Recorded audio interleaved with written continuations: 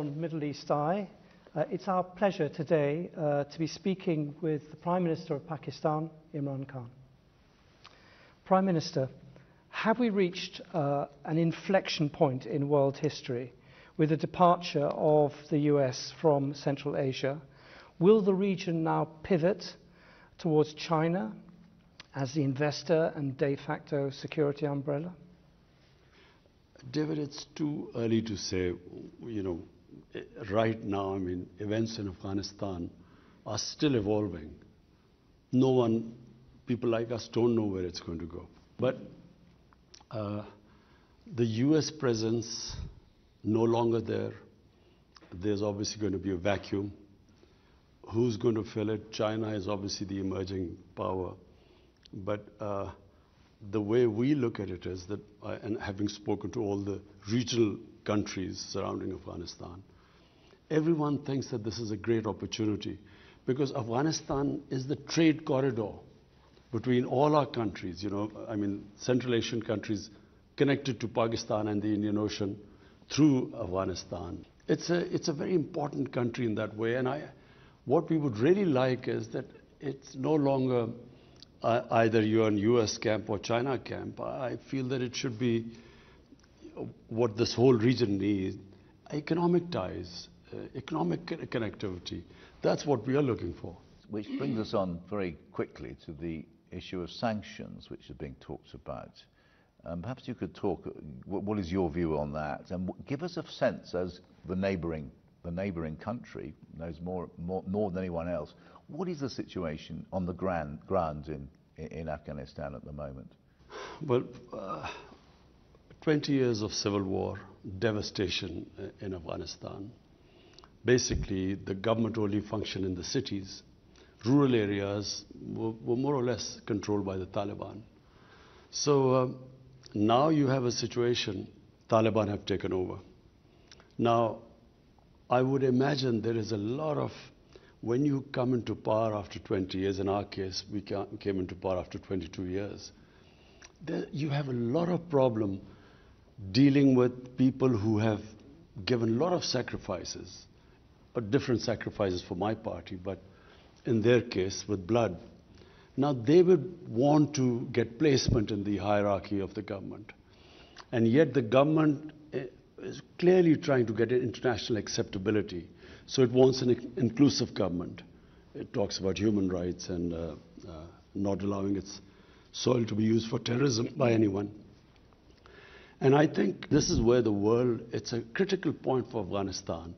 The world must engage with Afghanistan.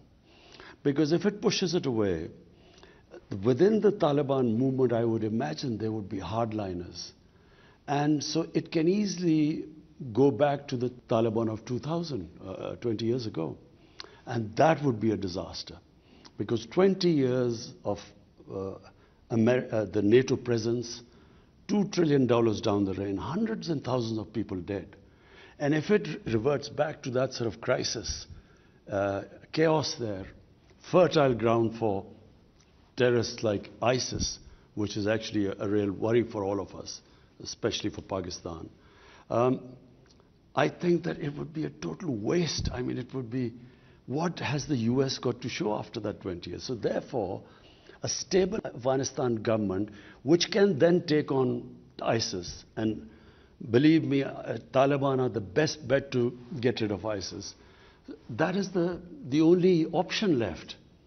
Isolating them, sanctioning them is going to, apart from anything else, apart from the chaos, it is going to be such a huge humanitarian crisis. Half the population is below the poverty line. The UN thinks that by next year, 95% of the population will go below the poverty line. Their government only depended, 75% of the government budget was foreign aid.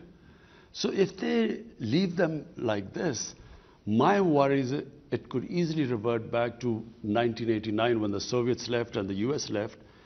And 200,000 Afghans died in that chaos. And that's where Taliban emerged, in that chaos. So I think it's a critical time, and the US has to sort of really pull itself together, because people in the United States are in a state of shock. It seems that they were imagining some sort of a democracy or nation building or liberated women, and suddenly they find Taliban back, and I don't think they have sort of found their feet as yet. There's so much anger and shock and surprise, but unless the US takes the lead, we are worried here that chaos in Afghanistan, we are the country which will be affected more after that. What did President Biden say when you put these points to him, as I imagine you will have done? No, I haven't spoken to President Biden as yet. You haven't spoken to President Biden? Well, it's up to him. It's a superpower. You're the next door neighbour to Afghanistan. They've just spent it's in the situation you say. Whether the Americans like it or not, you have an immense influence in the country. And President Biden has not spoken to you. I find that absolutely astonishing. Our security chiefs have spoken. Our foreign minister has been in touch with the US foreign secretary. But no, we haven't spoken. But we are in touch. All these things we have spoken to the US. That look. Are they listening to you? I think, at the moment, as I say, just watching the Senate hearing, there's shock in the US. They can't believe what has happened. They can't, because they were obviously misled. They were being told that democracy was coming and women are being liberated and this nation building and so on. They can't believe that Taliban are back in power, and most of all, that the billions of dollars spent on the Afghan army 300,000 Afghan army gave up without a fight. That's what they can't understand, because they were never given an accurate picture. I went to the US in 2008 and I spoke to the think tanks. Then there was Senator Biden and Senator John Kerry and Harry Reid. I spoke to them. I said, there will be no military solution. This is a quagmire. They talked about Iraq at the time. This was a much bigger quagmire. They didn't know the history of Afghanistan. So our army chief 2 years later went, General Kiani, he said the same thing to President Obama. He said, you are going to leave a big mess. We will have to deal with it. And you will not have a military solution. But unfortunately, I think they were led by the generals. And you know what the generals always say, what they've always said, give us more troops and we'll win, and more time.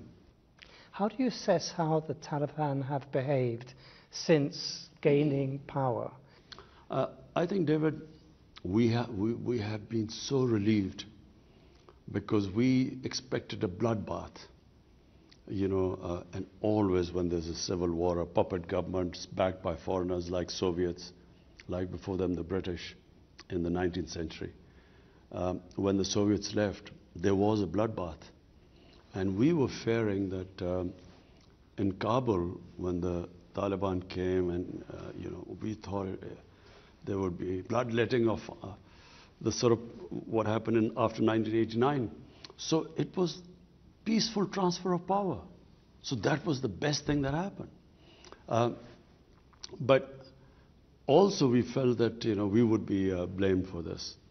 But because 300,000 troops surrendered without a fight, clearly we didn't tell them to surrender without a fight.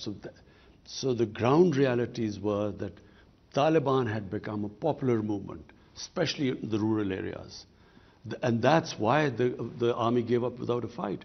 And secondly, the Ghani government was corrupt to the core. They were, firstly they were perceived as a puppet government, then corrupt. People, who was going to fight for them? But you haven't fully answered David's question there, which is, it hasn't been as inclusive a government as we hoped. It hasn't, is not, women's education remains a huge problem. I mean, the future of women's cricket in Afghanistan, that lovely success story of Afghan cricket, and yet women's cricket doesn't seem to have a role to it. I mean, these are very serious things, and these are being watched in the West, because people are saying. I mean, it's been weaponized, if you like. But it's also true, isn't it, that if you are an Afghan woman, your rights have gone back 10 years, 20 years? Two things separately. Number one, is it an inclusive government? Not right now, But Taliban have so far stated that it's a transitory government and they want to include other people. What they have stated is that they will not include anyone from the former regime of Ghani. And really, they need an inclusive government because Afghanistan is a diverse society. It has mainly Pashtun, 50%, then there's huge Tajik minority. And I have tried my best with the Tajikistan president somehow to get them together. Then there are Uzbeks there, and Uzbekistan is trying to sort of get them together. So the neighbors are interested that they all form an inclusive government, so it's a stable government. About women's, please remember, Kabul, the women always had, the culture in Kabul for women was different to the rural areas. In the rural areas, women's lives hasn't changed. This is how they lived, it's a culture. It'll probably take time to evolve. The main issues in Kabul itself. And Kabul, if you went there 50 years ago, the Kabul culture was different to the rest. Now, my contention is that rather than forcing Taliban, to do this and include so and give the women, they have said that they will give women education. They have said that they will allow them to go to jobs. In the Islamic culture, I don't think they should be pushed to the point where there is clearly within the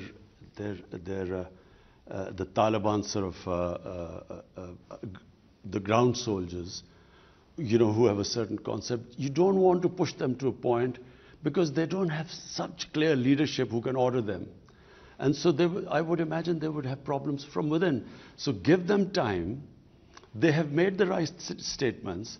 We have no other option. What else are we going to do? If we sanction them, there's going to be the biggest humanitarian crisis in Afghanistan. Chaos there. So the best is to incentivize them to walk the talk, what they're saying, incentivize them. But if you force them, I would imagine the nature of the people is such that they will push back and they will, it will be counterproductive. Can I move on to the Pakistan Taliban, the TTP? I mean, on the flight over, I was rereading your wonderful book you wrote 7 or 8 years ago, Pakistan, in which you made the observation that once the Americans left, that was basically the cause of the instability, and then things would settle down naturally. The Americans have left, but have they settled down naturally? The TTP is a problem in Pakistan now, isn't it? It hasn't been solved by the departure of the Americans. Well, let's put it in perspective. What was TTP? TTP were Pashtuns along on the Pakistan side of the border. Just for the viewers, Taliban is a Pashtun movement. There are about 45 to 50% Pashtuns in Afghanistan.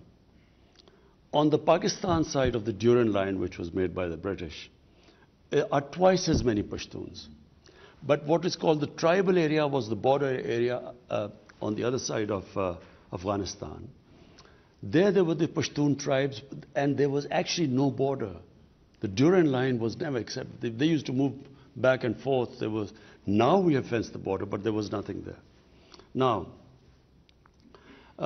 when the US invaded Afghanistan, they removed the Taliban.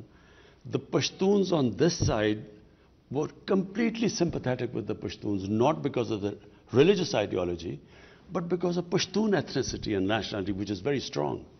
So they turned against Pakistan. When we became an ally of the US, they called us collaborators, and they then started attacking the Pakistan state and started calling themselves Pakistani Taliban, which we hadn't had before we joined the alliance. So at one point, there were 50 different groups called themselves Taliban attacking us. There were 16,000 terrorist attacks inside Pakistan. 80,000 Pakistanis died. So as the American footprint decreased, so did this movement. The motivation went down because no longer were we collaborators. And now, clearly, we are no longer collaborators because we are not allying ourselves with any with anyone which is fighting the Pashtuns. So the motivation has gone down. Now we are trying to talk to those who can be reconciled, because it's from a position of strength. I always believe, all insurgencies eventually end up on the dialogue table, like the IRA, for instance. So now, from a position of strength, we want to talk to them. Because in Afghanistan, the Afghan Taliban have assured us they will not allow them to attack us from Afghanistan side, which the previous government did. RAW, which was the Indian agency aligned with the Afghan intelligence agencies, they helped them conduct attacks. One was the biggest attack against the Chinese nationals here. So now, because the Afghans Taliban won't allow them, we now have talked to them who we can reconcile and give up their arms and live as normal citizens. So that's what we're trying. And the ones who, then obviously the government will take action. But I thought the TTP had been solved as a problem, and it's re-emerged, hasn't it, since the fall of Kabul? No, the TTP was always, it had been pushed out of Pakistan. We conducted a huge operation. I've been there. I've seen it. In North Waziristan. And I very much remember presenting a wreath to the 5,000 or more martyrs who fought in that terrible conflict. But you're talking to people who have slaughtered tens of thousands of Pakistanis. It must be very, very tough, that. Remember, Peter, there were about 50 different groups. Motivations of different groups were different. A lot of these TTP were because of the collateral damage. In the Pashtun culture, in the code of honor, if a family member is killed by someone, they have to take revenge. And to take revenge, they used to join the other side. And there were 480 drone attacks in our tribal areas. Imagine the collateral damage that caused. And secondly, the military operations in our tribal area. Whenever army goes into civilian areas, there's collateral damage. In my opinion, in Afghanistan, the Afghan Taliban, one of the Afghan ambassadors told me here, he said most of the Taliban in Afghanistan who became Taliban were because of the collateral damage, night raids, aerial bombardment. Exactly the same situation was here. What is your view of the American use of drones now in Afghanistan? I think it is the most insane way of fighting terrorism. How do you, doing a drone attack in a village, mud huts, and expecting that there won't be other casualties. And a lot of times the drone attacks targeted the wrong people on wrong information. As we saw immediately after that terrible event, immediately after the liberation or the fall, how you carried it. Well, Peter, one of the reasons which sparked off, there were two attacks which sparked off insurgency, so-called Pakistan Taliban. One was in 2004 where they bombed some people who they thought were militants but were actually our own tribal people. And the next day they bombed the funeral where there were a lot of people gathering, and that's what sparked off anger there. Then they bombed, killed 80 people and said that they were all terrorists. They announced that they had killed 80 people. Turned out they had bombed a school and 80 children had been killed. So, and then a few days later, one of the parents then did a suicide attack in one of our army academies and killed 50 recruits. I've been there, yeah. And this is how it just multiplied. So, the more collateral damage, the militants grew. And exactly same thing happening, night raids, humiliations, going into people's houses, not knowing their culture, and then aerial bombardment. So the Americans say to you, can we have a base in Pakistan to launch attacks on ISIS? What will you say? I think that they don't need a base here because we do not want to be part of a conflict again. Pakistan was the biggest collateral damage of Afghanistan. By joining the US, no country paid such a heavy price as us. 80,000 Pakistanis died. Our economy was devastated. $150 billion lost to the economy. It was called the most dangerous place in the world. Cricket teams refused. Investors refused to come. Our currency lost half its value by 2008. So 3.5 million people internally displaced. We suffered because of that. And then rather than being appreciation for this, a country which had nothing to do with 9/11, which paid such a heavy price, we were actually scapegoated. Even now in the Senate hearing, they talk about Pakistani safe havens. There were 480 drone attacks. I mean, they see everything. They even spotted vehicles down there. How would they not spot these safe havens? So, I thought we were very unfairly scapegoated for, what was obviously clearly a big failure in Afghanistan. What role do you expect China to play in Afghanistan, and how would you typify Pakistan's relationship with China now? David, the Pakistan-China relationship is 70 years old. And it is probably one relationship which has stood the test of time. I mean, in all our ups and downs, China stood with us. In all different...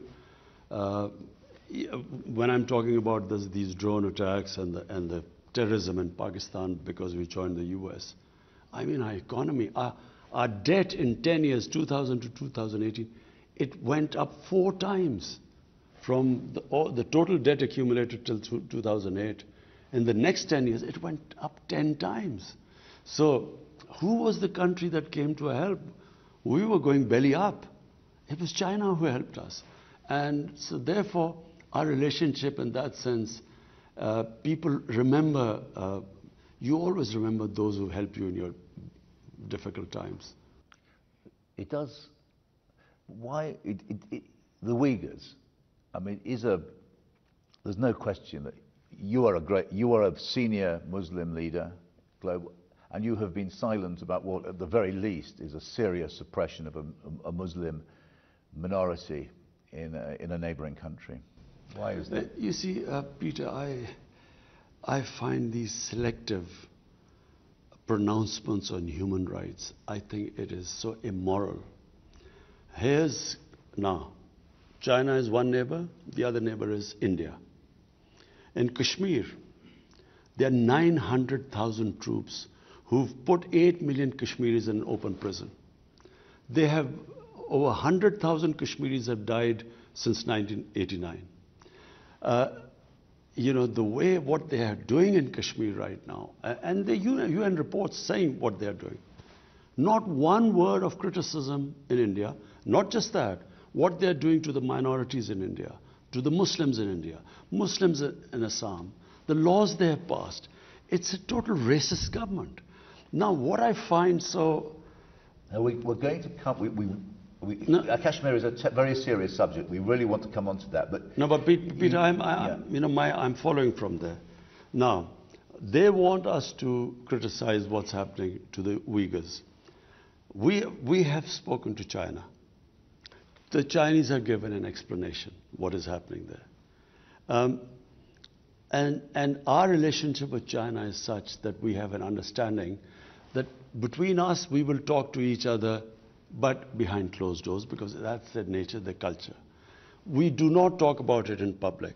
But in public, all I want to say is that why is there not such indignance about what is happening in Kashmir by the same countries that want us to talk about the Uyghurs? And my second point is Peter, that there's the whole Muslim world is in turmoil. You go on from Syria to Yemen to everywhere, the Muslims dying.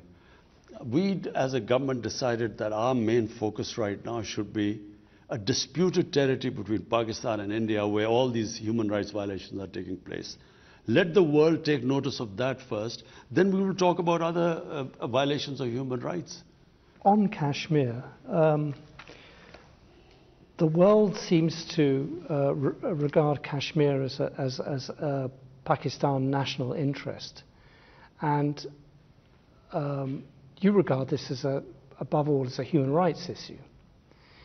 How can you separate the two agendas and get the world to focus on what's actually happening in India-controlled Kashmir? You see, David, Kashmir was a disputed territory between Pakistan and India, and this was confirmed by 2 United Nations Security Council resolutions, which said that the people of Kashmir will be allowed through a plebiscite under the UN auspices to decide whether they want to be part of India or Pakistan. Now that right was never given to them. But worse, in 2019, 5th August, they had the special status until this right of self-determination was given to them.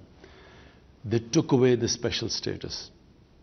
And they clamped down on them by sending these 90,000 troops there. And basically Kashmir is an open prison. Now, our problem is that we are not now talking about it as a territorial issue.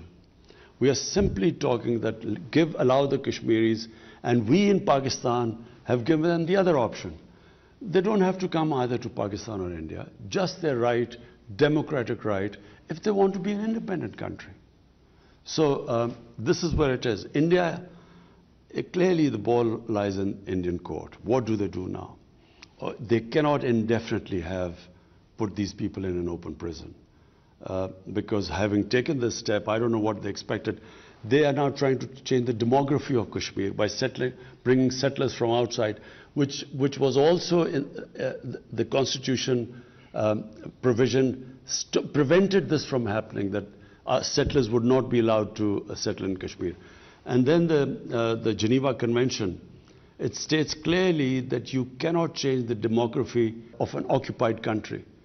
You know, until that status is clear whether they're part of India, you can't change the demography. So they're actually trying to convert them from Muslim majority to a minority. How dangerous a situation? It's been rather forgotten because so much else has been going on. But how here we have two nuclear powers at odds with each other, and there's fighting almost all the time, isn't there, at a low level? You know, how dangerous a situation is Kashmir? Peter, if you look at the flashpoints, probably the nuclear flashpoint right now in the world is Pakistan, India. Because nowhere else is there such a situation where there are two nuclear armed countries who've had 3 wars before they were nuclear armed. So we haven't had a war since then because of the deterrent. I think as a 13-year-old you wanted to join up, didn't you, in 1960? I still remember. 65, yes. I still remember that. But I feel that, you know, we had this little skirmish when there was a suicide bomb which went off in Kashmir. Indian soldiers were killed, and they blamed us. We kept saying that we will give us any evidence and we will hold those responsible. We will take them, but have them punished or even give them to India. Rather than giving us evidence, they bombed us. Fortunately, there was no loss of life. So, you know, Pakistan also retaliated, again bombed somewhere, and then they shot down an Indian plane. So in that situation, I mean, I as a chief executive felt it could have gone anywhere.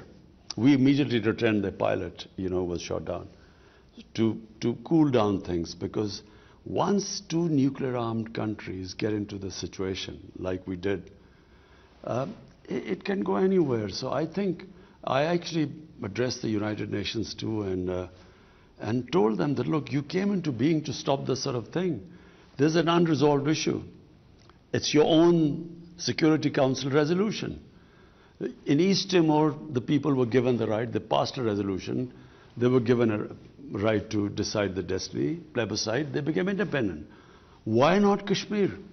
And unfortunately, it's because of once, you know, if you're big enough, you have a huge market for other goods, that gives you the leverage actually to get away with, you know, which East Timor could not get away with.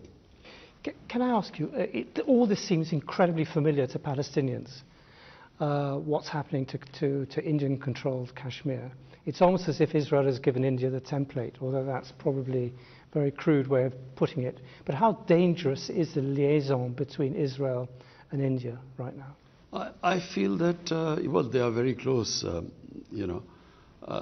I mean, should we read it anything into it that Narendra Modi visits Israel and then he comes back and clamps down on Kashmir and, the events of 5th August 2019? Do we think that he got his instruction from there? Because that's what Israel has done.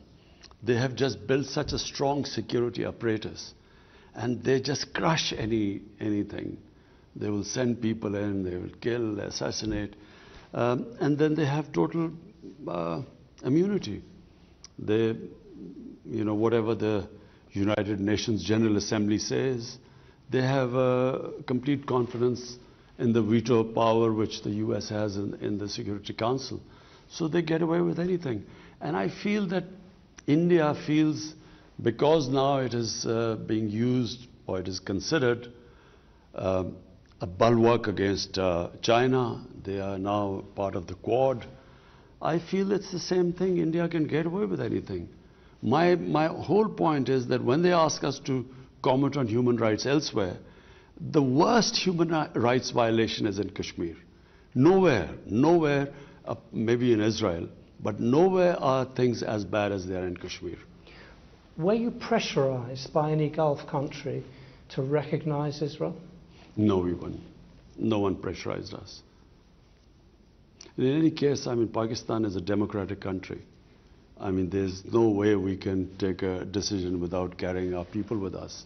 So there was at no point did someone whisper in your ear and say, why don't you join? This is the incentive for joining the Abraham Accords. No one did. I wonder if I could change the subject and quote what I think are very prescient words from your book about Islamophobia in Europe. The ascent of right-wing anti-immigration parties in Europe, the misleading and sometimes downright sensationalist reporting against Muslims in the right-wing Western media, France's ban on the burqa, and so on. Nothing's got any better, has it over the last 7 years since you wrote those words? Peter, look, the problem is, and I blame the Muslim leadership for this too. So first, why did the Muslim leadership allow terrorism and Islam to be connected? What has Islam got to do with terrorism? Just now, this Indian variant of this COVID-19 came across, devastating the world. But the Indians said, look, don't call it Indian variant, call it Delta variant. Well, quite right, because why should sort of any virus be associated with any nation? Similarly, why should terrorism be associated with any religion? No religion would promote terrorism. So after 9/11, connecting Islam and terrorism, and then saying radical Islam, as if there's some radical Islam which promotes terrorism. There is only one Islam, and that is of our Prophet Muhammad, peace be upon him.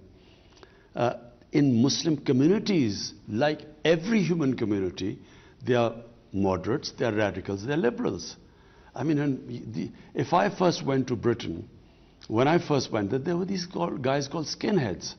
They would beat up people who was a Paki. They would beat them up. Imagine if I looked upon the British societies through what the skinheads were doing. You can't define a religion or a human community by just concentrating on their extremes. So these people are like, we have our fanatics, like the gunman who walks into New Zealand walks and shoots down 50 worshippers. So when you say radical Islam, so for the man in the street in the West, how is he going to distinguish between a moderate Muslim or radical Muslim? How does he distinguish? So all Muslims become a target. This is what Islamophobia is. After 9/11, any incident happened, because I would spend more time in Britain because my children were young there, so I would go and see them. And it was like people would pray when some terrorist attack took place. Immediately the Muslims would pray, I hope it's not a Muslim, because everyone got branded. After 9/11, I never forget, this journalist called me up and he said, aren't you ashamed of being a Muslim? 1.3 billion people responsible for fanatics or terrorists. I think I'm right in saying that was Martin Bashir who rang you up. Yes, you know, not the best of the journalists, but he called me up. I was so shocked by it. So this is the problem, what has happened. What is Islamophobia? People do not realize radical Islam, moderate Islam. I mean, in the Western, how does a man in the street? So all Muslims then, and especially anyone who has a sort of symbol of Muslimness, like wearing a head cover or a beard, although by the way, beards have become quite fashionable now. I hear everyone trendy with a beard now. But so they became targets and they got insulted. I'm not talking about people who got beaten up or, you know, killed. I'm talking about normal people being abused in the streets in the Western countries just because they look Muslim. So I think it was very unfair. We Muslim leaders should have talked about it, de-linked Islam and terrorism. And secondly, there's this other thing which started with Salman Rushdie. People in the West do not treat religion like we do. They cannot understand the love, respect, reverence we have for our Holy Prophet, peace be upon him. You know, people love him more than anything. Respect and love for him is paramount in our religion. I know how, you know, religion is treated in the Western countries. When I went, there was this Monty Python's flying circus about Jesus Christ, Life of Brian, and I was so shocked. I had never seen anything like that. But people in the West would say that is a difference between the Muslim world, I've heard them say, and the West, i.e. the West supports free speech and Muslims don't. And that but Peter, that's what I'm trying to say. So I know the difference. I know how the West treats religion. But I also know how they live their religion and the place of the Holy Prophet. You know, they can't understand it because of their view. So it was up to us to make them understand. That look, you can write, there's so many interpretations of the life of the Prophet, Western interpretations, no one comments on it, but don't ridiculous him, don't mock him, don't insult him, which is what Salman Rushdie did, and the West didn't realize. But what he said was the most insulting thing for Muslims. It was the most, you know, it is the most degrading thing to the things he said about our Prophet. Therefore, it was a question of we Muslim leaders should have explained to the West that, look, you know, just like, and I quote this, Holocaust, it caused a lot of pain to the Jewish community. So, you know, even interpretations which do not, you know, which are not misinterpretation of Holocaust, I mean, there are countries in Europe where there's a jail sentence for that because it causes pain to them. All I wanted them to understand is no one should be allowed to cause pain to human communities if we have to live in a sort of global village. Therefore, we Muslims must every human community must define what gives them pain. This is what gives us pain. So all you have to do is not mock and ridicule and insult it, our Prophet, but you know, their interpretations. You can write history. I read his historical books all the time by the Western writers about Holy Prophet and their interpretation, which we don't agree with, but no one objects to it. But it's not just skinheads beating up Muslims, in your phrase. It is Emmanuel Macron using Islamophobia to outflank the extreme right in France. That's a big step up from what's happened before. You see, I feel that President Macron doesn't really understand, you know, how is he going to deal with the Muslim community there. Unless he understands that, there will be this vicious cycle. There will be someone who will, again, as I said, insult our Prophet. Among the fringes, there will be an over-the-top extreme reaction, even stabbing or something. That then will raise outrage in the French society, saying, look at these people, they don't understand our freedom of expression is like our religion.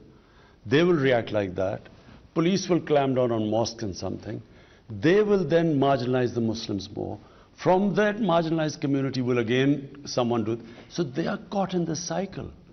And to get out of it, all they have to do is there must be an understanding that, look, if either you decide to expel all the Muslims from there like Spain did in 1492, or there must be some code of existence together. In Pakistan, we have this blasphemy law. The blasphemy law was made by the British when they were ruling India. What was the blasphemy law?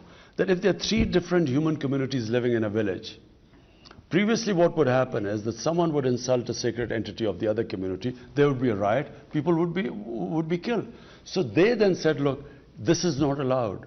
So instead of there being a riot, they would go to the police saying that, look, he's insulted my, and accordingly they'd act. So it was a deterrent not to insult other people. There has to be some sort of an equilibrium in the French society. Otherwise, my worry is that the cycle will keep going on and on. I know you've been very generous of our time. Can we ask 2 more questions? The first is climate change. We've got the big conference, I think it's next month in London. Will you be going? I'm planning to go. And what will be your message at this? I mean, many people say this is the last chance to save the world from some cataclysmic disaster. Do you agree with that? Peter, some of us, who've lived by nature, because I grew up, really where I lived was like a village, outdoors.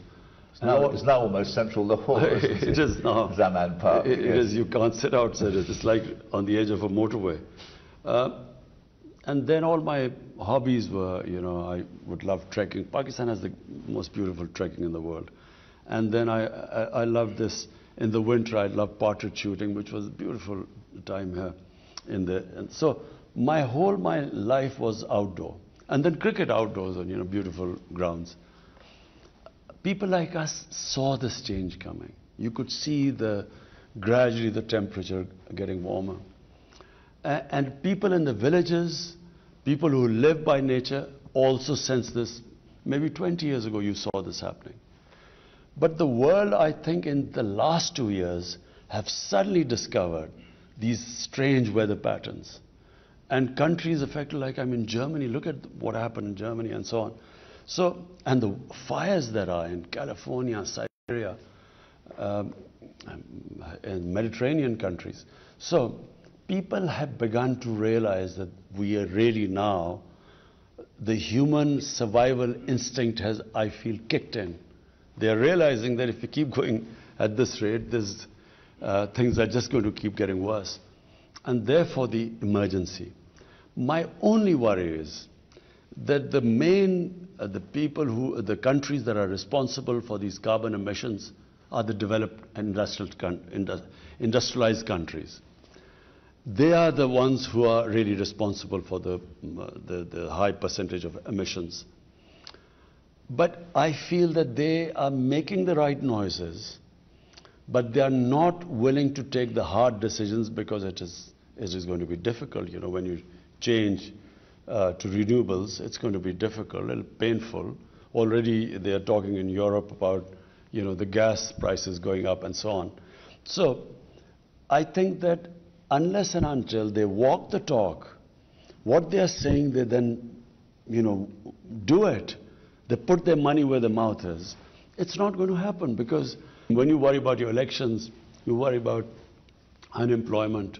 And with Donald Trump, he was quite forthright. He didn't even hide behind any euphemisms. He pointedly, for him, progress, growth rate, jobs were more important than climate. Now, unless climate becomes more important than this, I'm afraid we will have a lot of conferences, but for electoral purposes, people will make the right noises. But what do you want COP26? I think it's COP26 to do. Well, for a start, look, it has a financial cost. If you want to really make an impact, you have to spend money on that. So clearly, countries like us, we're punching above our weight. We're planting 10 billion trees in this country. 10 billion now. 10 billion. We started 1 billion. We achieved that. We planted 2.5 billion right now. We are on our way to 10 billion. And then we are cutting down, we had coal power plant in the schedule. We scrapped that. And there's one going which, if we get some funding, we're willing to change that to, to renewables. And then we're trying to preserve, we're making different ways of preserving, our water supplies and increasing our oxygen, cleaning our rivers. Whatever we do, unless the richer industrialist countries, unless they take steps, I'm afraid, we don't, our contribution to emissions are negligible, about less than 1%. To move on, finally, apparently you used to be a cricketer. England, the ECB cancelled a 5-day tour of Pakistan against the advice of the British High Commission, apparently. What was your reaction, given that all that Pakistan had done for English cricket in the last 2 years of those 2 tours, they come to the rescue during COVID, and then the English Cricket Board just cancels with no real... what did you make of that? What message did that send? Well, I've seen the evolution of Pakistan-England cricket ties over the years and with the other countries. I think that there is this, still this feeling in England that they do a great favor to play for countries like Pakistan. One of the reasons is that obviously the money is a big player now, for the players as well as for the cricket boards. Indian cricket board now is the richest cricket board in the world. The money lies in India. So India basically now controls world cricket. I mean, they do whatever they say go. No one would dare do that to India, because they know that the sums involved, India can sort of produce much more money. So therefore, I felt that I think England let itself down. I didn't criticize, I didn't say anything. But I think England let themselves down, because I expected a bit more from England. I did not expect them, just unilaterally without even consulting anyone. And of course, the biggest worry of protection of the foreign teams is for us. Imagine if something happens in Pakistan to a team, we are responsible. And we have one of the best intelligence agencies in the world. So I checked thoroughly. We had completely secured everything. I mean, even the New Zealanders, they got scared and they left. But in the end, I didn't really comment on it. I think the teams let themselves down. I think New Zealand let itself down by just from the stadium cancelling a tour on something which we know was a fake news, which was initiated by some Indian through Singapore. We know that. And, they got worried and they left. And then England, without even consulting anyone, they left. I think England let themselves down. And let Pakistan down too, because it's very important, isn't it, that after the terrible events a decade ago with the Sri Lankan team, that you've had this long period of coming back to world cricket, and then suddenly at the very last minute for England to turn their back on you. It was a kick in the teeth, wasn't it? It was disappointing, but I think England should analyze what they've done, the England team. They should ask themselves the question, what would they think if some country did that to them?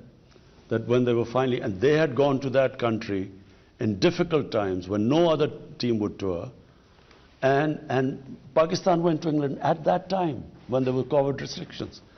And then, how would they have felt if it had happened to them?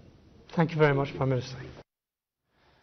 Pakistan उस वक्त England गया जब वहां पर situation ठीक नहीं थी। England और न्यूजीलैंड के फैसले ने क्रिकेट के मामले में मायूस किया। भारत इस वक्त पूरी दुनिया में क्रिकेट को कंट्रोल कर रहा है, जो कि सरासर ज्यादती है। उन्होंने कहा किसी भी गलत खबर पर फैसला कर लेना अक्लमंदी नहीं, इंग्लैंड और न्यूजीलैंड को ऐसा नहीं करना चाहिए था। वजीर आजम इमरान खान मिडिल ईस्ट आई न्यूज को इंटरव्यू दे रहे थे। उन्होंने कहा कि मगरिब के क़यादत को मुसलमानों के जज्बात का एहतराम करना होगा। अफगानिस्तान में एक जामे हुकूमत चाहते हैं। वजीर आज़म इमरान खान ने मजीद कहा कि पाकिस्तान खित्ते में इक्तसादी ताउन का फरोग चाहता है। अफगान जंग में अमरीका का साथ देने पर पाकिस्तान को भारी नुकसान उठाना पड़ा। हम किसी भी मुसल्लह तनाज़े का दोबारा हिस्सा नहीं बनना चाहते हैं। अपनी नाकामियां छुपाने के लिए पाकिस्तान को अफगानिस्तान में कुर्बानी का बकरा बनाया गया। इस्लाम अमन का मजहब है।